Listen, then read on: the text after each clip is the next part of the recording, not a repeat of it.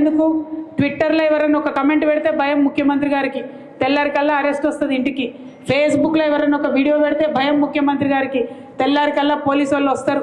అదే క్రమంలో మా కోఆర్డినేటర్ మనోజ్ రెడ్డి గారి మీద కూడా మరి కేసులు పెట్టి పాపం తమ్ముడిని తనను 16 రోజుల పాటు వాళ్ళ కుటుంబాన్ని ఆయనను ఇబ్బంది పెట్టి జైల్లో పెట్టడం జరిగింది. మేము కూడా చూస్తూ ఉన్నాం. బీఆర్ఎస్ కూడా పింక్ బుక్ మెయింటైన్ చేయడం మొదలు పెడుతుంది. ఇబ్బంది పడద్దు, ఇంతకింత తిరిగి చెల్లిస్తామని కూడా మీకు తెలియజేస్తూ ఉన్నాం. మీ రాహుల్ గాంధీ ఏమో పాకెట్లో రాజ్యాంగం పట్టుకొని తిరుగుతాడు, ఇక్కడ రేవంత్ రెడ్డి గారేమో రాజ్యాంగాన్ని కాలరాసి అక్రమ కేసులు పెట్టుకుంటా తిరుగుతాడు. చూస్తూ ఉన్నాం. డెఫినెట్గా లెక్కలు మేము కూడా పెట్టుకుంటాం.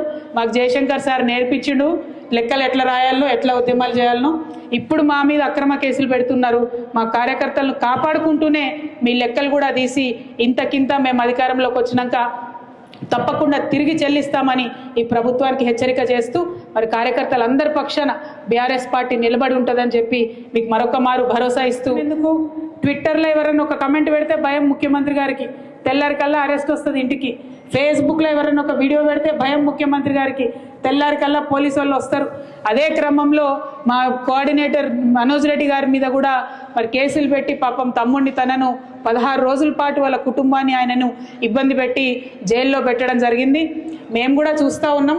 బీఆర్ఎస్ కూడా పింక్ బుక్ మెయింటైన్ చేయడం మొదలు పెడుతుంది.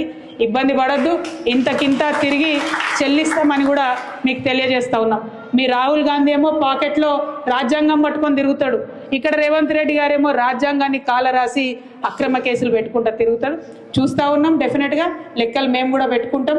మాకు జయశంకర్ సార్ నేర్పించిండు లెక్కలు ఎట్లా రాయాలనో, ఎట్లా ఉద్యమాలు చేయాలనో.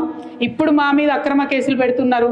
మా కార్యకర్తలను కాపాడుకుంటూనే మీ లెక్కలు కూడా తీసి ఇంతకింత మేము అధికారంలోకి వచ్చినాక తప్పకుండా తిరిగి చెల్లిస్తామని ఈ ప్రభుత్వానికి హెచ్చరిక చేస్తూ మరి కార్యకర్తలందరి పక్షాన బీఆర్ఎస్ పార్టీ నిలబడి ఉంటుందని చెప్పి మీకు మరొక మారు భరోసా ఇస్తూ